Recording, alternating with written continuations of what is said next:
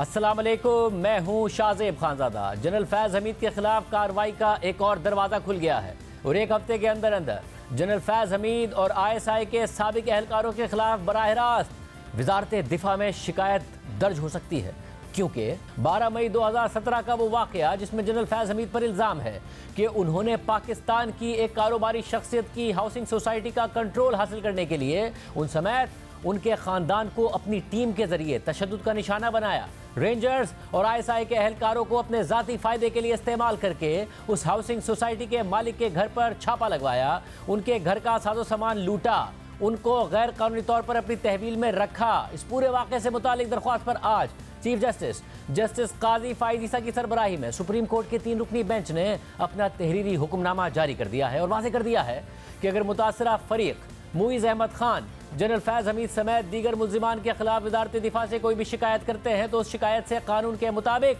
निमटना चाहिए। और हमारे राब्ते करने पर मुइज़ अहमद खान के वकील हफीज़ुर रहमान ने हमें बताया है कि कल उन्हें सुप्रीम कोर्ट के ऑर्डर की मुसद्दिका कॉपी मिल जाएगी, जिसके बाद एक हफ्ते के अंदर अंदर जनरल फैज़ हमीद और दीगर के खिलाफ वजारत दिफा से रुजू किया जाएगा और क्लाइंट की हिदायत पर दीगर कानूनी ऑप्शंस को भी बरूए कार लाया जाएगा। यानी अब जनरल फैज़ हमीद के खिलाफ बराह रास्त वजारत दिफा में शिकायत दर्ज की जाएगी और वजारत दिफा से रुजू करने का ये ऑप्शन आज दरख्वास्त गुजार को सुप्रीम कोर्ट ने अपने हुक्मनामे में दिया था। सुप्रीम कोर्ट के जारी होने वाले तहरीरी हुक्मनामे के मुताबिक ये दरख्वास्त मुइज़ अहमद खान ने आर्टिकल 184(3) के तहत दायर की है, जिसमें general Faiz Hameed, brigadier retired Naeem Fakhar, ISI के ब्रिगेडियर रिटायर्ड गफ्फार और ISI के इर्तिज़ा हारून समेत दीगर पर संगीन इल्ज़ाम आयद किए गए हैं। दरख्वास्त गुजार का यह इल्ज़ाम है कि जनरल फैज़ हमीद जो उस वक्त अफवाज पाकिस्तान में अपनी खिदमत सर अंजाम दे रहे थे और ISI के साथ काम कर रहे थे, उन्होंने अपने दफ्तर का गलत इस्तेमाल किया और उनके अहकामात पर दरख्वास्त गुजार और उनके ख़ानदान के खिलाफ जराइम सरजद किए गए,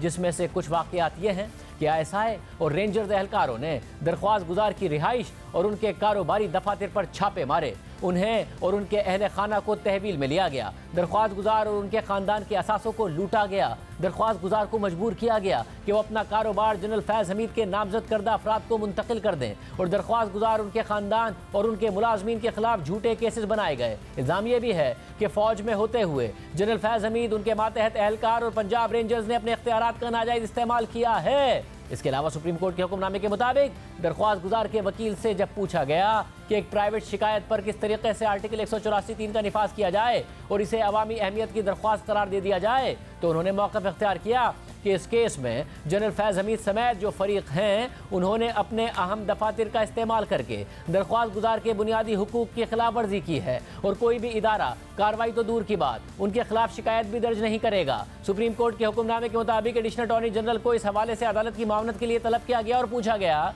कि दरख्वास्त गुजार के पास शिकायत के इजाले के लिए कोई मुतबादिल हल मौजूद है और क्या उनका यह खदशा दुरुस्त है कि उनकी शिकायत को नहीं सुना जाएगा। तो एडिशनल अटॉर्नी जनरल ने जवाब दिया कि दरख्वास्त गुजार के पास मुतादिद रेमिडीज़ मौजूद हैं जिसमें वो वजारत दिफा से भी रुजू कर सकते हैं, क्योंकि उनकी शिकायत उस वक्त से मुताल्लिक हैं जब मुल्जिमान अफवाज पाकिस्तान में अपनी खिदमत सर अंजाम दे रहे थे और दरख्वास्त गुजार के मुल्जिमान के खिलाफ मुजरिमाना मुकदमे का इंदराज भी कर सकते हैं, जिसमें बदनीयती पर मबनी मुकदमात बनाने का केस भी हो सकता है या वो नुकसानात के इजाले के लिए हट जाने का मुकदमा भी कर सकते हैं। एडिशनल अटॉर्नी जनरल ने अदालत को यह भी बताया कि अगर कोई शिकायत वजारत दिफा को की जाती है तो उस पर सही तरीके से गौर किया जाएगा, जिसके बाद सुप्रीम कोर्ट ने अपने हुक्मनामे में लिखा कि ये इल्ज़ामात बहुत संगीन नोयत के हैं और अगर ये दुरुस्त है तो बिलाशुबा ये वफाकी हुकूमत, अफवाज पाकिस्तान, ISI और पाकिस्तान रेंजर्स की साख को नुकसान पहुंचाएंगे, इसलिए इन्हें नज़रअंदाज नहीं किया जा सकता। मगर जो केसेस आर्टिकल 184(3) के तहत दायर होते हैं वो दीगर केसेस से मुख्तलिफ वजूहात की बिना पर मुख्तलिफ होते हैं।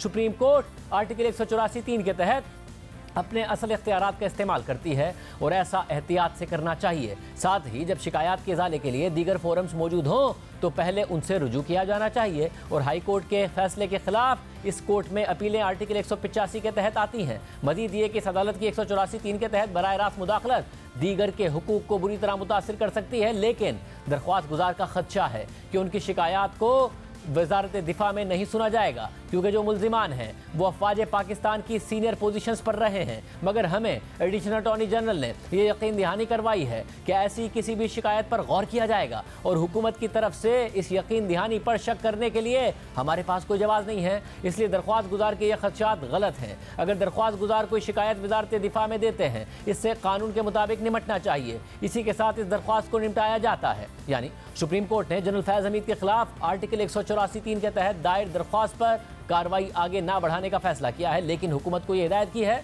कि अगर वजारत दिफा में दरख्वास्त गुजार जनरल फैज़ हमीद और दीगर मुल्जिमान के खिलाफ कोई शिकायत करते हैं तो कानून के मुताबिक उससे निपटना चाहिए। और अब बाकायदा दरख्वास्त गुजार ने वजारत दिफा से रुजू करने का फैसला कर लिया है। 1 हफ्ते के अंदर अंदर रुजू करने का फैसला किया है। अब देखना होगा कि जब ये शिकायत वजारत दिफा के पास आती है तो वो इससे मुताल्लिक क्या कार्रवाई करते हैं, क्योंकि जनरल फैज़ हमीद और दीगर पर दरख्वास्त गुजार ने इंतहाई संगीन इल्ज़ाम आयद किए हैं। मुइज़ खान की सुप्रीम कोर्ट में दायर होने वाली दरख्वास्त के मुताबिक मैं मुइज़ अहमद खान 2011 से एक हाउसिंग स्कीम का चीफ एग्जीक्यूटिव अफसर और मालिक हूँ।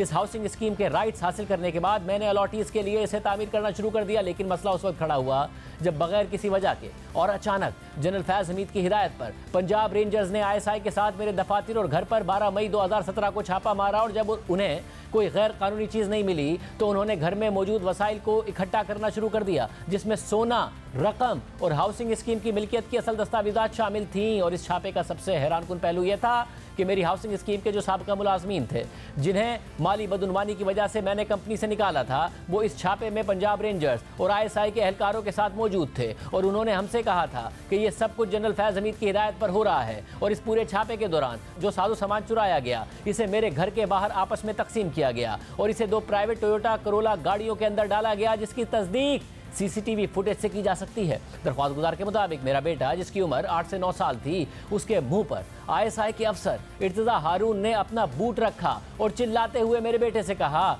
कि अपना गैजेट मुझे दे दो, क्योंकि तुम्हारा बाप एक दहशतगर्द है। और ये सब कुछ मेरे और मेरी फैमिली के सामने किया गया और ये वो वाकया है जिसे मैं कभी नहीं भूल सकता। लेकिन बात यहाँ तक रुकी नहीं। दरख्वास्त गुजार मुइज़ अहमद खान के मुताबिक 12 मई 2017 के इस गैर कानूनी छापे में मुझे और मेरी टीम के 6 अफराद को गिरफ्तार किया गया और 5 दिनों तक हमें गैर कानूनी तौर पर रावलपिंडी में एक डिटेंशन सेंटर में अपनी तहवील में रखा गया। और इस दौरान हर दिन मुझ समेत मेरी टीम पर जनरल फैज़ हमीद की टीम ने जालिमाना तरीके से टॉर्चर किया। और इस टॉर्चर के दौरान जो एक चीज़ जबर के जरिए हमसे मांगी गई वो ये थी कि मैं अपनी हाउसिंग स्कीम के शेयर्स ट्रांसफर कर दूं। लेकिन जब जनरल फैज़ हमीद को इस हवाले से नाकामी हुई तो 5 दिन की गैर कानूनी तहवील के बाद हमें रावलपिंडी में कायम CTD के पुलिस स्टेशन में भेज दिया गया और हम पर इंसदादी दहशतगर्दी की मुख्तलिफ दफात के तहत मुकदमा दायर कर दिया गया। और जब मुझे CTD के हवाले किया गया था तो उस रात मेरे ससुर मुझसे मिलने के लिए आए थे, लेकिन जनरल फैज़ हमीद की टीम ने उन्हें भी अगवा कर लिया और उन्हें 45 दिन तक गैर कानूनी तौर पर कैद में रखा गया। और जब उन्हें रिहा किया गया तो उनमें कैंसर जैसे मर्ज की तशखीस हुई और बाद में वो इंतकाल कर गए।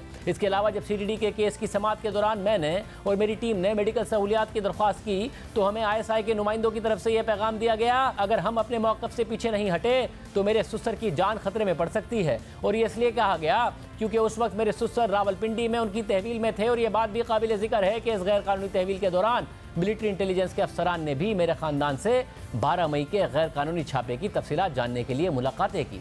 दरख्वास्त गुजार के मुताबिक जनरल फैज़ हमीद और उसकी टीम ने मुझे मजीद बेबुनियाद केसेस में फंसाने की कोशिश की। मनी लॉन्ड्रिंग जैसे केसेस में मुझे फंसाने की कोशिश की गई, मगर हर इदारे ने मुझे बेकसूर करार दिया। और इस सब की वजह से मेरे ख़ानदान ने ज़हनी तौर पर बहुत नुकसान उठाया। मेरी अहलिया ज़हनी सदमों की वजह से मुख्तलिफ आर्ज़ों में मुब्तला हो गई और इन वाक़यात की वजह से मेरे ससुर की जान चली गई। और जब जनरल फैज़ हमीद अपने मकासद में नाकाम हो गए तो उन्होंने वसीम ताबिश नामी शख्स के जरिए इन वाक़यात से खुद को अलहदा करने की कोशिश की। और इस सिलसिले में वसीम ताबिश ने मेरी जनरल फैज़ हमीद के भाई सरदार नजफ हमीद से मुलाकात तय करवाई थी। और ये मुलाकात चकवाल के एक मकामी चाय के होटल पर करवाई गई। और जब मैं इस होटल में पहुंचा तो वहां जनरल फैज़ हमीद के भाई सरदार नजफ पहले से मौजूद थे। और इस मुलाकात के दौरान जनरल फैज़ हमीद के भाई सरदार नजफ हमीद मुसलसल माफ़ी मांगते रहे और मुझे इस बात पर कायल करने की कोशिश करते रहे कि उनके भाई जनरल फैज़ हमीद इस वाक़े में मुलविस नहीं थे और वो एक अच्छे इंसान हैं। दरख्वास्त गुजार मुइज़ अहमद खान के मुताबिक जब मुझे अदालत से बरी किया गया था तो उस वक्त पाकिस्तानी फ़ौज में खिदमत सर अंजाम देने वाले मेरे एक कज़न ब्रिगेडियर हामिद खान ने उस वक्त के ISI के DGC जनरल फैज़ हमीद से रब्ता किया। और फिर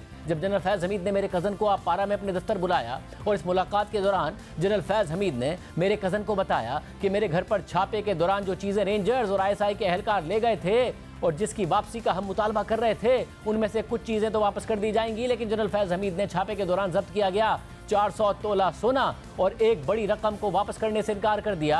और जो कुछ चीज़ें हमें वापस की गई थी वो इस शर्त पर की गई थी कि बदले में हम ISI के मुख्तलिफ प्रोजेक्ट्स में सरमायाकारी करेंगे। सिर्फ यही नहीं, ब्रिगेडियर नईम फ़खर और ISI प्रोजेक्ट्स के deputy director general brigadier Ghaffar ने अपने दफातर के जरिए ज़बरदस्ती से मुझसे 4 करोड़ रुपए की रकम कैश में हासिल की, जिसके सबूत मेरे पास मौजूद हैं। और साथ ही कुछ महीने तक एक टीवी नेटवर्क को स्पॉन्सर करने के लिए मुझ पर दबाव डाला गया, जिसकी अदायगी के सबूत भी मेरे पास मौजूद हैं। और इसके बाद मेरे घर और दफातर पर छापे के दौरान जो 4 टोयोटा रिवो गाड़ियां फैज़ हमीद की टीम अपने साथ ले गई थी, उन्हें खुद ब्रिगेडियर नईम फ़खर वापस देने आए। और इन तमाम चीज़ों से यह साबित होता है कि इस गैर कानूनी छापे के मंसूबे के पीछे जनरल फैज़ हमीद के लोग थे, जिसमें ब्रिगेडियर नईम फ़खर, ISI के अफसर इर्तिज़ा हारून, फैज़ हमीद के भाई सरदार नजफ हमीद, उनके पार्टनर वसीम ताबिश, जाहिद महमूद मलिक और मोहम्मद मुनीर शामिल थे, जो गैर कानूनी तौर पर मेरी हाउसिंग सोसाइटी का कंट्रोल हासिल करना चाहते थे। ये वो संगीन इल्ज़ामात हैं जो जनरल फैज़ हमीद और उनकी टीम पर आयद किए गए हैं। इस पूरे मामले पर बात करने के लिए खुद दरख्वास्त गुजार के वकील हफीजुर रहमान साहब हमारे साथ मौजूद हैं, जो पाकिस्तान बार काउंसिल के साबिक वाइस चेयरमैन भी हैं। हफीजुर रहमान साहब, बहुत शुक्रिया हमें शो में ज्वाइन करने के लिए। ज़ाहिर बड़े संगीन इल्ज़ामात हैं। आपने हमें आज रब्ता करने पर बताया कि फैसला किया है कि वज़ारत दिफा में शिकायत की जाएगी। क्या दीगर फोरम्स पर भी जाया जाएगा? और जब आप पहले नहीं गए तो अब आपको क्यों उम्मीद है कि वज़ारत दिफा में शिकायत करेंगे तो आपकी सुनवाई होगी? यही शायद जैसे कि आपने वो सुप्रीम कोर्ट का ऑर्डर देखा है, उसके अंदर बड़ी क्लियर का डायरेक्शन है और अटॉर्नी जनरल ने अंडरटेकिंग दी है कि अगर हमारे पास ये एप्लीकेशन आती है तो उसको अकॉर्डिंग टू लॉ प्रोसीड किया जाएगा। तो इसलिए हमें पूरी उम्मीद है कि मिनिस्ट्री ऑफ डिफेंस से और जो भी इदारे हैं उधर से हमें इंशाल्लाह इंसाफ मिलेगा। तो इसलिए हम उधर एप्लीकेशन फाइल करेंगे। इससे पहले ना फाइल करने की वजह से ये थी कि उसके अगेंस्ट मुख्तलिफ केसेस अभी तक चल रहे थे, कभी किसी अदालत में, कभी FIA में, कभी नैब में, कभी किसी जगह। तो बड़ी मुश्किल से अब सब केसेस में फारिग हुए हैं, सब केसेस क्लियर हुए हैं और बाइज्जत बरी हुए हैं। तो अब हमने ये प्रोसीडिंग जो है वो स्टार्ट की है। अच्छा, मगर ज़ाहिर उम्मीद की और कोई वजह भी होगी कि आपको लग रहा है कि सिर्फ सुप्रीम कोर्ट ने कह दिया तो सुनवाई भी हो जाएगी और कार्रवाई भी हो जाएगी, या हालात वाक़यात आपको ऐसे लगते हैं कि जिसकी वजह से आपको इसकी उम्मीद है? जी नहीं, हमारे पास एविडेंस मौजूद है। सुप्रीम कोर्ट ने डायरेक्शन, एक वाज़ेह डायरेक्शन दे दी है और अटॉर्नी जनरल ने कंसीड किया है कि जी अगर हमारे पास एप्लीकेशन आती है तो हम अकॉर्डिंग टू लॉ इसको प्रोसीड करेंगे, चाहे वो जितने भी पावरफुल हों, जो भी लोग हों, तो वो कार्रवाई करेंगे। इसलिए हमें उम्मीद है कि इंशाल्लाह हमें इंसाफ मिलेगा। जी वैसे मुझे साथ में ये भी बताइएगा कि जब आप कहते हैं कि सबूत मौजूद हैं, क्या जो फुटेज भी आप कहते हैं कि वो भी मौजूद है, सामान लूटने की भी, आपस में तकसीम करने की भी, फिर उनके बेटे के साथ जो वाक़या हुआ, क्या ये सारे फुटेजेस मौजूद हैं, ये वीडियो सबूत मौजूद है? सारे उनके घर में कैमरे थे, हर चीज़ की रिकॉर्डिंग हुई है और उसकी सारी रिकॉर्डिंग मौजूद है। जी, और आप ये वज़ारत दिफा में को देने को तैयार हैं या फिर देंगे जब आप वहाँ पर जाके शिकायत करेंगे? बिल्कुल, हमने सुप्रीम कोर्ट में भी उसकी USP में सारी एविडेंस लगाई थी और वहाँ भी हम सारी एविडेंस देंगे। जी अच्छा, और ये भी बताएगा कि ये इस नतीजे पर आपके क्लाइंट कैसे पहुंचे कि जनरल फैज़ हमीद ही इस सब के पीछे हैं? जी, उसकी सारी एविडेंस है हमारे पास और वो जिस वक्त वो बुलाया जाएगा कंवर मईद को, तो वो अपने तमाम एविडेंस जो उसके पास है वो पेश करेंगे। जी, उसके लिए मतलब आपको अंदाजा है कि वज़ारत दिफा का मतलब है कि आप पाक फौज से या आर्मी चीफ से मुतालबा कर रहे हैं कि इस मामले को देखा जाए और उसकी तहकीकात की जाए? ज़ाहिर है, अल्टीमेटली तो आर्मी चीफ ही उसके पास कॉम्पिटेंट अथॉरिटी है और उन्होंने इसको डिसाइड करना है कि क्या एक्शन लिया जाए और क्या ना लिया जाए। वैसे ये डिटेंशन सेंटर में रखा जाना, फिर वहाँ पर आके ये डिमांड्स करना कि जो कागजात हैं या जो हाउसिंग सोसाइटी है उसको नाम कर दिया जाए, उसमें किसके नाम किया जाए, कैसे नहीं किया, ये सारे सबूत मौजूद हैं? ये सारे सबूत मौजूद हैं। अच्छा, मुझे साथ में बताइएगा कि इस वाक़े से पहले कोई पैगाम दिया गया था उन्हें कि कर दें या फिर ट्रांसफ़र कर दें डॉक्यूमेंट्स और उसके बाद ये छापा मारा गया, या अचानक ही छापा मार दिया गया था उनके ऊपर? अचानक छापा मारा गया और बल्कि वो एक टीवी प्रोग्राम भी शायद आपने किया था कि पहले किसी गलत घर पे छापा मार दिया गया, बाद में फिर इसके घर में छापा मारा। और उस दिन इनके मीडिया पे उन दिनों में जिस वक्त ये उठाया गया तो ये मीडिया पे भी आ गया था और उस वक्त इंटीरियर मिनिस्टर की तरफ से एक लेटर भी जारी किया गया कि ये रेड जो है इस्लामाबाद के अंदर क्यों हुआ, इसकी वजाहत की गई, लेकिन उसका जवाब नहीं दिया गया। साहब, और साथ ही बताइएगा कि जो आपके की जो पहले पटिशन थी जिसके बाद आज सुप्रीम कोर्ट का फैसला आया है, उसमें ये कहा गया कि जनरल फैज़ हमीद से जो आपके क्लाइंट हैं उनके कज़न ब्रिगेडियर हामिद खान उस वक्त के, उन्होंने मुलाकात की और आप पारा में जाके मुलाकात की, और तो जनरल फैज़ हमीद ने कुछ चीज़ों के लिए वापसी के लिए तो रजामंद हो गए, 400 तोला सोना और नकदी जो उनके घर से ले गए थे उसके लिए रजामंद नहीं हुए। उन्होंने ये मानने से इनकार किया कि ये 400 तोला सोना और रकम ले गए थे, या वापस करने से इनकार किया? उन्होंने वापस करने से इनकार किया था। यानी इस बात से इनकारी नहीं थे कि 400 तोला सोना और नकद रकम आपके क्लाइंट के घर से? उन्होंने कहा जी ये चीजें वापस नहीं करेंगे, बल्कि खाली जो बैग थे वो वापस कर दिया, लेकिन जो चीजें थी वो वापस नहीं की। और इस चीज के भी सबूत मौजूद हैं कि ये बड़ी रकम और 400 तोला सोना भी लेके गए थे आपके घर से? जी, वो वीडियोस हैं जो शॉपर्स हैं वो भरे हुए जा रहे हैं और सब चीज की वो एविडेंस मौजूद है उनके पास। जी मतलब उनके जो भाई है नजफ हमीद, उनका आपके क्लाइंट को अप्रोच करना, फिर मुलाकात करना, फिर कहना कि जनरल फैज़ हमीद इस वाक़े के पीछे नहीं थे, माफ़ी तलाफ़ी की कोशिश, ये सारी भी एविडेंस मौजूद है? ये जाहिर उनके पास विटनेस मौजूद है उसके। और कुछ एहलकारों को वो कहते हैं कि जी मैंने पैसे दिए, एक टीवी चैनल को पैसे देने का कहा गया, फिर कैश पैसा भी दिया, उसका भी जी उसके भी सबूत मौजूद हैं जी, व्हाट्सएप पे मैसेजिंग मौजूद है उनके पास इस चीज़ के भी। और क्या उसके बाद भी आप लोगों को या आपके क्लाइंट को प्रेशराइज किया जाता रहा जब वो रिहा हो गए कि इस वाक़े के ऊपर अपना मुंह ना खोलें, बाहर मामला ना लेके आए? जी बिल्कुल ऐसा होता रहा, इसीलिए हम जो है ना, हम थोड़ी सी उम्मीद हुई है तो हम जो है इसको ये कर रहे हैं। सुप्रीम कोर्ट के आर्डर के बाद भी हमें मुख्तलिफ जगह से थ्रेट मिल रही हैं, अभी भी मेरे क्लाइंट को अभी भी थ्रेट मिल रही हैं? जी अभी भी थ्रेट मिल रही है। और क्या थ्रेट मिल रही हैं? जी वो मुख्तलिफ फोन आ रहे हैं कि ये आपने बड़ा गलत आपने शुरू कर दिया, ये कर दिया, वो कर दिया, इस किस्म की थ्रेट्स मिल रही हैं उसको। तो आपके क्लाइंट पीछे हटेंगे या आगे बढ़ने का इरादा रखते हैं? वो आप उसको जो भी है उसको प्रोसीड करेंगे। और आपको गो अहेड है कि आप वजारत दिफा में इस हवाले से अब शिकायत कर दें एक हफ्ते के अंदर अंदर आपके क्लाइंट? वहाँ पे ये कंप्लेंट तो ज़ाहिर कमर मरीज की तरफ से फाइल होनी है। यहाँ पे कोर्ट के अंदर किसी जगह वकील की जरूरत होती है, वो मुझे एंगेज करते हैं या किसी और को साथ करते हैं, वो तो फिर उनकी क्लाइंट की मर्जी होती है। उसके बाद पहले तो उनको खुद वो एप्लीकेशन सबमिट करनी है और उसमें जैसे वो प्रोसीड करेंगे, मिनिस्ट्री ऑफ डिफेंस जो भी तरीकाकार होगा उसके मुताबिक आगे चलेगी।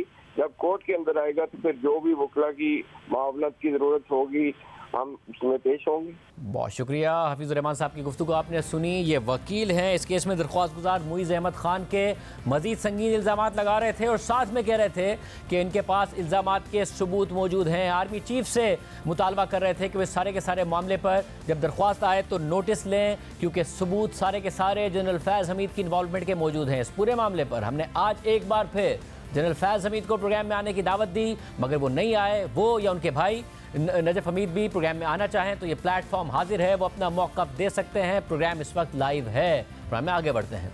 पाकिस्तान वापसी के बाद नून लीग के कायद नवाज शरीफ ने कौमी सतह पर आज पहली अहम सियासी सरगर्मी की है और दूसरी तरफ चेयरमैन तहरीक इंसाफ इमरान खान के केसेस में अहम पेशरफ्त हुई है। अब तक मियां नवाज शरीफ की सियासी सरगर्मियां पंजाब तक महदूद थी, मगर आज उन्होंने नून लीग की आला क़यादत के साथ बलूचिस्तान जाकर सूबे की अहम सियासी जमातों की क़यादत से मुलाकात की है। नवाज शरीफ के साथ नून लीग के सदर शहबाज शरीफ और सीनियर नायब सदर मरियम नवाज समेत अहम रहनुमा मौजूद थे, जबकि उनसे मुलाकात करने वालों में बलूचिस्तान अवामी पार्टी, नेशनल पार्टी, JUI और पख्तूनख्वा मिली अवामी पार्टी के कायदीन शामिल थे। अहम बात यह है कि दीगर 3 जमातें पहले भी नून लीग के साथ इत्तेहाद में शामिल रही हैं, लेकिन आज की मुलाकात में बाप पार्टी की क़यादत भी शामिल थी, जिस पर नून लीग तनकीद करती रही है। और आज ज़राए के मुताबिक इसी बाप पार्टी से ताल्लुक़ रखने वाले साबिक वज़ीर आला बलूचिस्तान जाम कमाल और उनके काबीना के दीगर अराकीन भी नून लीग में शामिल हो गए हैं। दूसरी तरफ पीपल्स पार्टी की जानिब से नून लीग पर तनकीद का सिलसिला जारी है। बिलावल भुट्टो ज़रदारी ने नवाज शरीफ की कोयटा जाने पर कहा कि मेरे ख्याल में मियाँ साहब को ये तजवीज़ किया गया है कि लाहौर में नून लीग के लिए मुश्किलात पैदा की गई हैं, इसलिए वो दूसरे सूबे में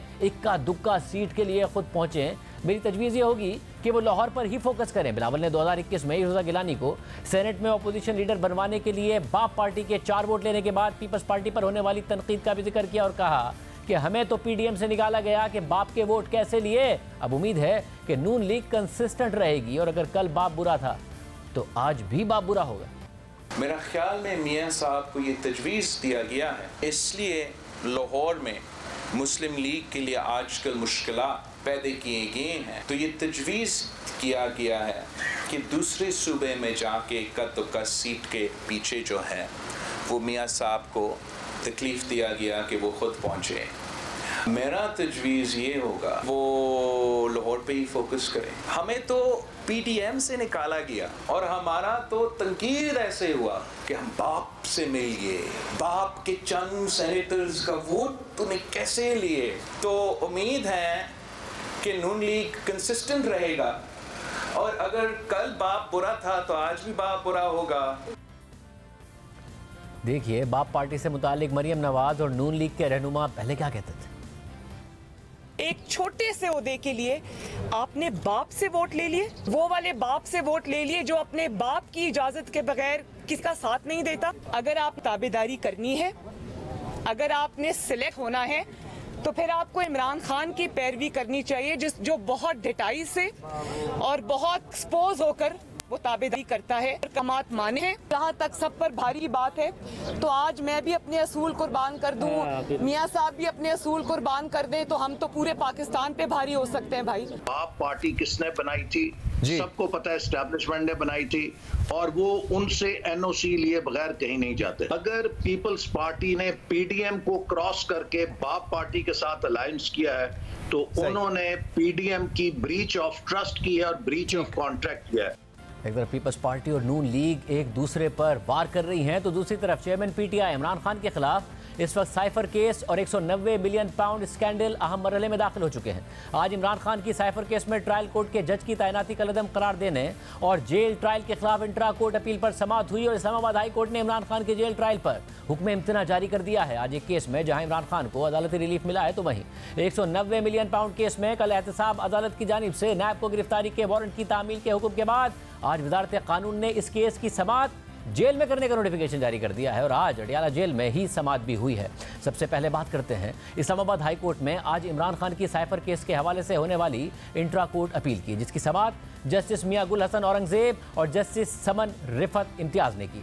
इस केस की गुज़िश्ता हफ्ते होने वाली समाअत में इमरान खान के वकील सलमान अकरम राजा ने अपने दलाइल मुकम्मल कर लिए थे। फिर आज अटॉर्नी जनरल ने दलाइल दिए। समाअत के आगाज़ में जस्टिस गुल हसन औरंगजेब ने रिमार्क्स दिए कि ख़ानदान के चंद अफराद को समाअत में जाने देने का मतलब ओपन कोर्ट ट्रायल नहीं है। साइफर केस में जिस तरह फर्द जुर्म आयद हुई है इसे भी ओपन कोर्ट की कार्रवाई नहीं कह सकते। समाअत के दौरान अटॉर्नी जनरल ने अदालत को बताया कि वफाकी काबीना ने साइफर केस के जेल ट्रायल की मंजूरी दी है। वफाकी काबीना की जेल ट्रायल मंजूरी का नोटिफिकेशन अदालत के सामने पेश कर देंगे। इस पर जस्टिस गुल हसन औरंगजेब ने कहा कि हम देखेंगे कि उस नोटिफिकेशन में क्या लिखा हुआ है। जेल ट्रायल होगा तो यह गैर मामूली ट्रायल होगा। इस पर अटॉर्नी जनरल ने उनसे कहा कि यह गैर मामूली ट्रायल नहीं बल्कि सिर्फ जेल ट्रायल है। इस पर जस्टिस गुल हसन औरंगजेब ने रिमार्क्स दिए कि हम जानना चाहते हैं कि ऐसे क्या गैर मामूली हालात थे कि ये ट्रायल इस तरह चलाया जा रहा है। आपने हमें बताना है कि दरअसल हुआ क्या है। इस पर अटॉर्नी जनरल ने उनसे कहा कि मैं तमाम मुतल्लिका इदारों से रिकॉर्ड लेकर अदालत के सामने रख दूंगा। इस दौरान जस्टिस गुल हसन औरंगजेब ने रिमार्क्स दिए कि बादी नज़र में तीनों नोटिफिकेशंस हाई कोर्ट के मुतल्लिका रूल्स के मुताबिक नहीं हैं।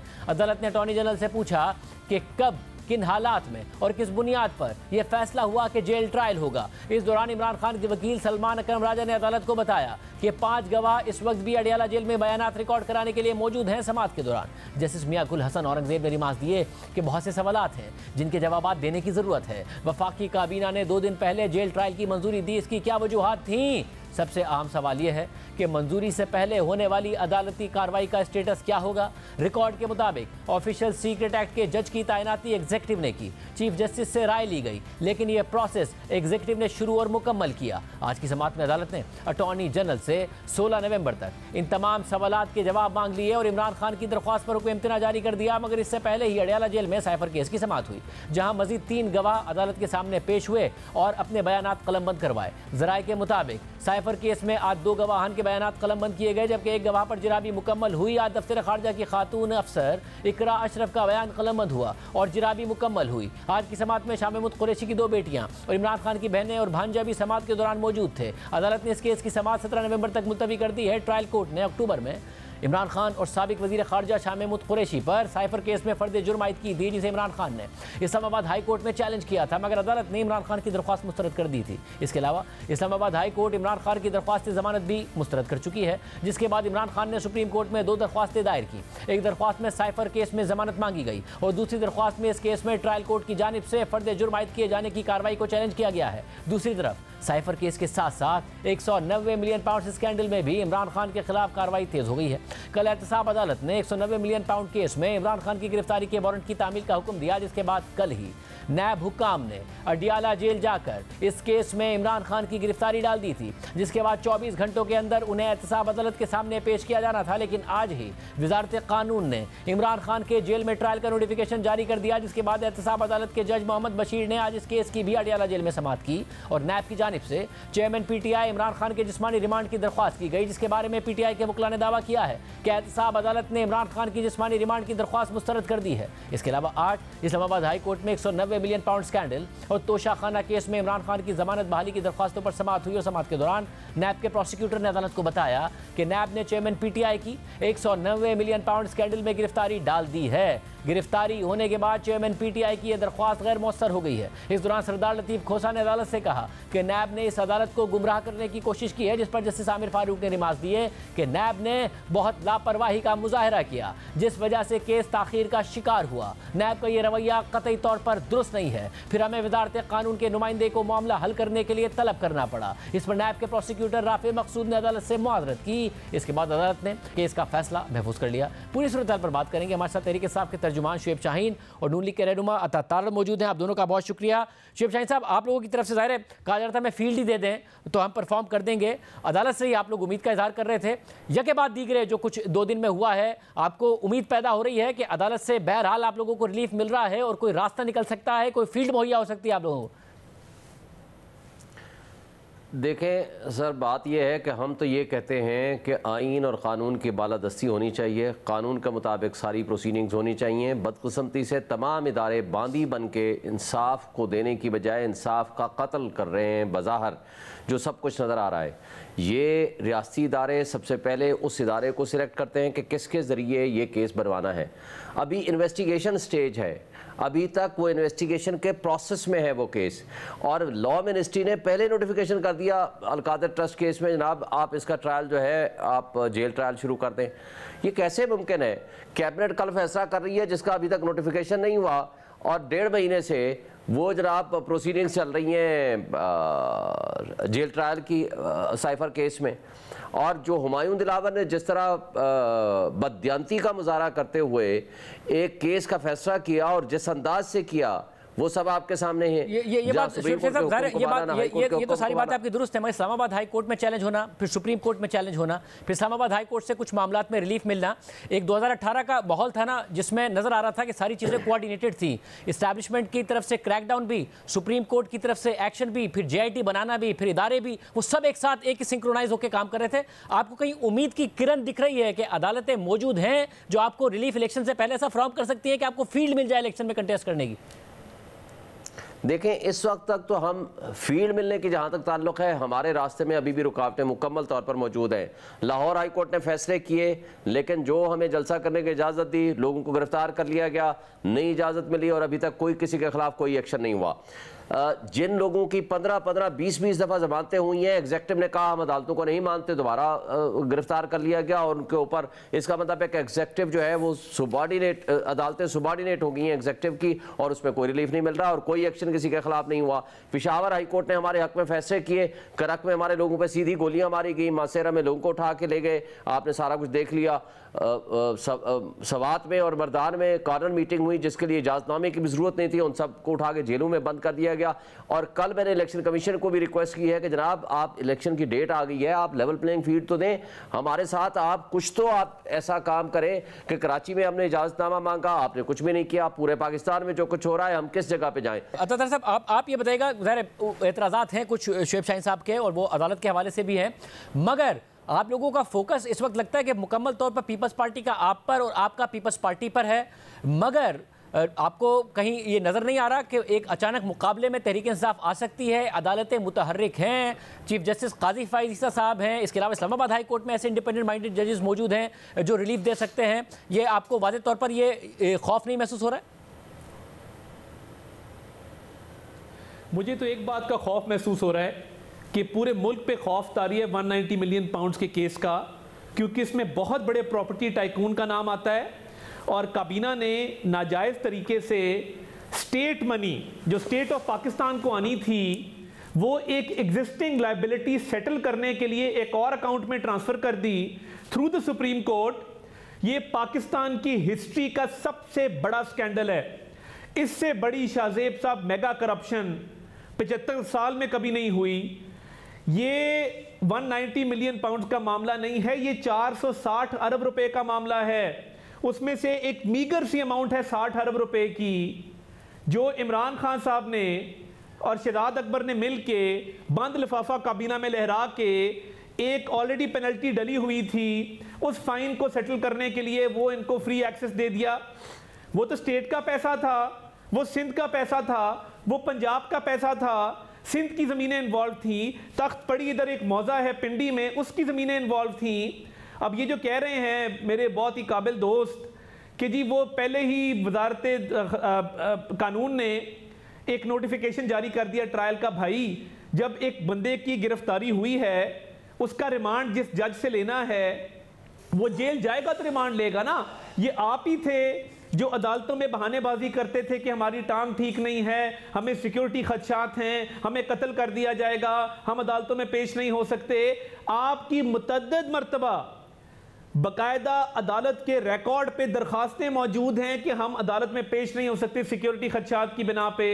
अब आप जहां पर मुकीम हैं वहां अदालत लगा दी गई है, तो आपको किस बात का एतराज़ है?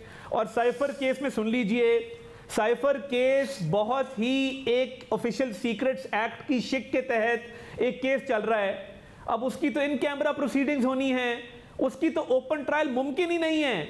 यानी इमरान खान को ट्राई किया जा रहा है कि उसने ऑफिशियल सीक्रेट्स एक्ट की वायलेशन की है और पूरी दुनिया को वो केस दिखा के आप वही वायलेशन रिपीट करेंगे। ये तो फिर सब पे लग जाएगा। वो देखते ना कि सुप्रीम कोर्ट में हैं जो पब्लिक कंजम्पशन के हैं। सुप्रीम कोर्ट गए हैं इस्तदा लेके, इस्लामाबाद हाई कोर्ट से इस्तदा मुस्तरद हो गई थी।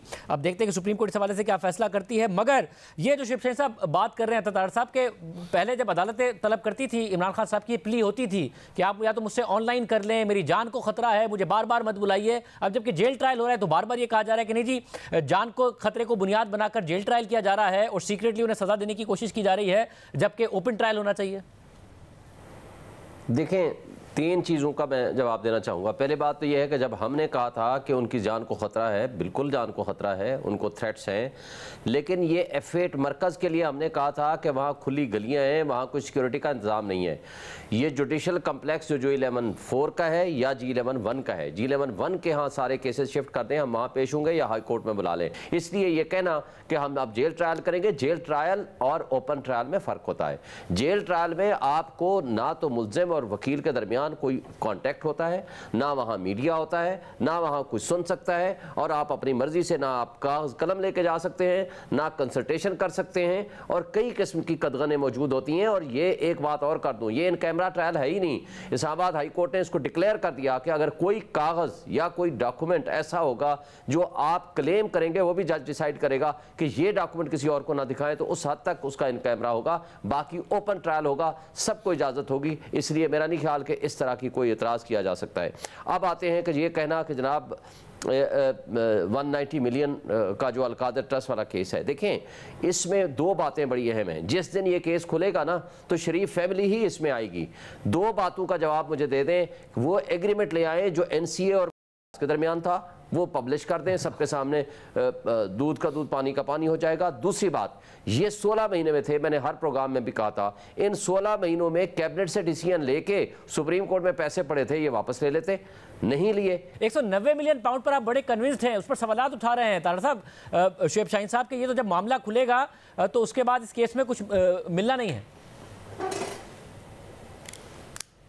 देखिए, इसका 0% चांस है, और ये शरीफ फैमिली का फोबिया का शिकार हैं कि शायद शरीफ फैमिली बार बार कर रहे हैं। NCA ने जो प्रोसीड्स ऑफ क्राइम भेजी पाकिस्तान और जो फाइन किया साहब को, वो फाइन उन्होंने किस चीज़ पे किया और गवर्नमेंट किसकी थी, किसकी जिम्मेदारी थी कि वो पैसा जो है वो भेजते स्टेट ऑफ पाकिस्तान के अकाउंट में आता और गरीबों की, बेवाओं के, यतीमों के ऊपर लगता, हेल्थ पे, एजुकेशन पे लगता, सिक्योरिटी पे लगता। वो पैसा मिली भगत के साथ काबीना ने सुप्रीम कोर्ट के अकाउंट में ट्रांसफर क्यों किया? ये open and shut case, I am telling you. ये स्टेट मनी थी, ये पाकिस्तान के अकाउंट में आनी थी, ये जुर्माने के पैसे थे, ये साहब को नहीं जा सकते थे, मगर अनफॉर्चुनेटली इमरान खान साहब को लत पड़ गई थी। उन्होंने अलकादर में जमीन ली, करोड़ों रुपए की, अपने अकाउंट में करोड़ों रुपए ट्रांसफर करवाए। बुशरा बीबी 5-5 कैरेट की अंगूठियां मांगती रही की बेटी से और बेगम से, और उसके बाद अब ये शोर मचाते हैं कि जी इस केस में है कुछ नहीं। तो आप 5 कैरेट की अंगूठियां किस चीज की मांग रहे थे? आपने एक शैम ट्रस्ट क्यों बनाया? फराह गोगी ने 200 कनाल जमीन क्यों ली से? आप लोग फाइलों को पहिए लगाने की बातें क्यों कर रहे थे? इनकी मगर 100% मैं आपको बता रहा हूं, इसमें इन्वॉल्वमेंट भी है और इसलिए कोई वे आउट नहीं है। ये ओपन एंड शट केस है साहब। अब इसमें ये जो दो बातें हैं, एक तो उस वक्त एनसीए की प्रेस रिलीज थी कि ये पैसे रियासत पाकिस्तान को वापस किए जा रहे हैं, ट्रांसपेरेंसी इंटरनेशनल बरतानिया की प्रेस रिलीज थी कि ये पैसे पाकिस्तान के अवाम को वापस किए जा रहे हैं। उस वक्त शहजाद अकबर की जो एसेट रिकवरी यूनिट थी उनकी भी ने भी ये माना था कि पाकिस्तान को वापस किए जा रहे हैं, आपकी एडजस्ट नहीं किए जा रही हैं लायबिलिटीज। और फिर 4 वुज़रा ऐसे हैं जिसमें फवाद चौधरी साहब, शेख रशीद अहमद साहब, फैसल वाउडा साहब, मलिक अमीन साहब, जो ये कह चुके हैं कि सीक्रेटली कहा गया कि बस दस्तखत कर दें, इस पर कोई बात नहीं होगी, सामने नहीं आएगा। हालांकि शरी मदारी साहिबा ने भी बहुत अपोज किया था। तो इसका ये डिफेंस तो नहीं है कि 16 माह में ये वापस ले लेते? कोई स्ट्रॉन्ग डिफेंस होना चाहिए ना कि क्यों उनके अकाउंट में वापस डाल दिए?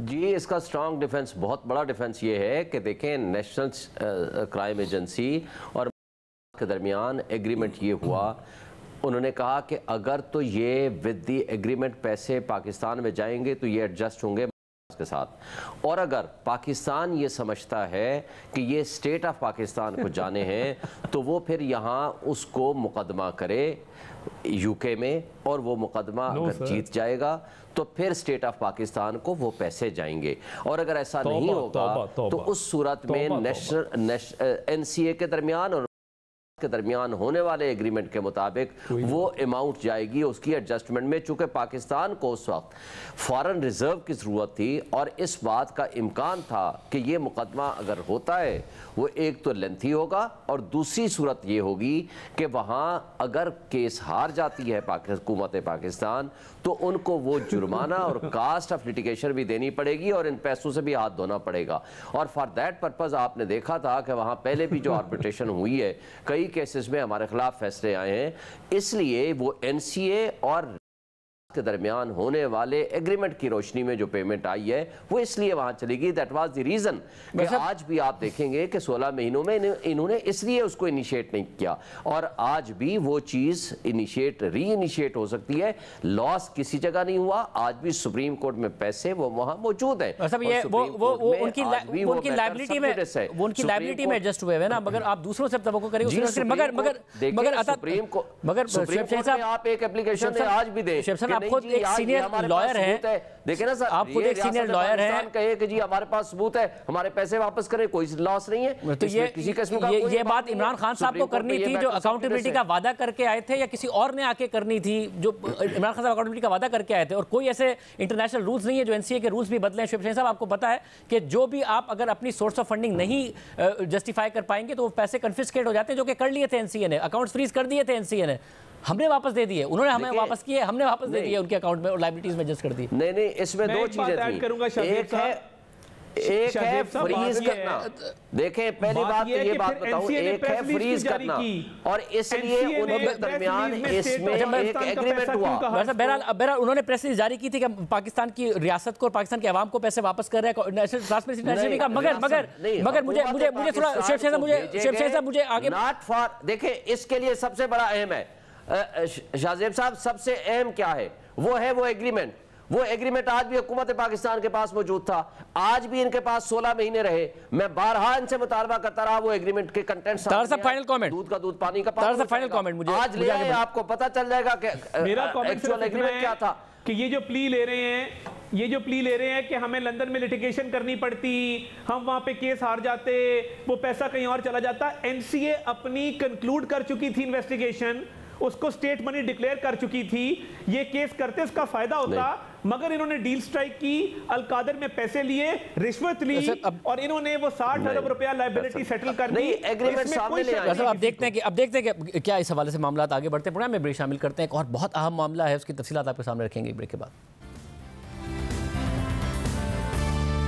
गजा में इस्राएली फोर्सेज ने अस्पतालों के घेराव के बाद अब सरकारी इमारतों पर कब्जा करना शुरू कर दिया है। मीडिया रिपोर्ट्स के मुताबिक इस्राएली फोर्सेज ने गजा की पार्लियामेंट पर भी कब्जा कर लिया है और वहां इस्राएली झंडा लहरा दिया है। इस हवाले से सोशल मीडिया पर कुछ तस्वीरें भी गर्दिश कर रही हैं। सिर्फ यही नहीं, गजा में इस्राएली फोर्सेज के घेराव की वजह से अब अस्पताल मैयत खानों और कब्रिस्तानों में तब्दील हो रहे हैं और वहां लाशों के ढेर लग रहे हैं। ईंधन खत्म होने की वजह से पिछले 4 दिन से अस्पतालों में इंतहाई अहम ऑपरेशन बंद हैं। वेंटिलेटर्स और इंक्यूबेटर्स बंद पड़े हैं, जिससे इंतहाई निगहदाश्त के मरीज और नौमौलूद बच्चे एक एक करके दम तोड़ रहे हैं। CNN के मुताबिक वो प्रीमेच्योर बच्चे जिन्हें मुख्तलिफ मसाइल की वजह से इंक्यूबेटर्स में रखा गया था, वो या तो अब एक एक करके दम तोड़ते जा रहे हैं या उन्हें बचाने के लिए पुराने तरीके अपनाए जा रहे हैं, जैसे कि नौमौलूद बच्चों को गजा के अल-शिफा अस्पताल में फॉइल में लपेट कर गर्म पानी के करीब रखा जा रहा है ताकि वो जिंदा रह सकें। सिर्फ यही नहीं, बच्चों के लिए अस्पताल में ना पानी बचा है, ना खुराक बची है और ना ही दूध मैसर है। गजा के वजारत सेहत के डायरेक्टर जनरल के मुताबिक अल-शिफा अस्पताल में जिंदगी के ऑपरेशन के दौरान